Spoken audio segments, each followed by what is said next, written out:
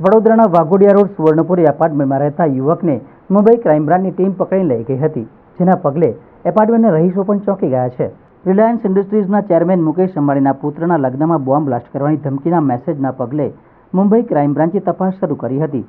ધમકી વડોદરામાં રહેતા વિરલ નામના યુવકે સોશિયલ મીડિયા પરથી આપી હોવાની વિગતો પ્રકાશમાં આવી હતી, જેના પગલે મુંબઈ પોલીસ વડોદરા આવીને વિરલને પકડી ગઈ હતી. એસઓજી અને બાપોદ પોલીસની મદદથી વિરલને રિક્ષામાં ઘરે આવતા જ એપાર્ટમેન્ટની નજીકથી ઝડપી પાડવામાં આવ્યો હતો. વિરલ કલ્પેશભાઈ આશરા તેના માતા પિતા અને બહેન સાથે રહેતો હતો.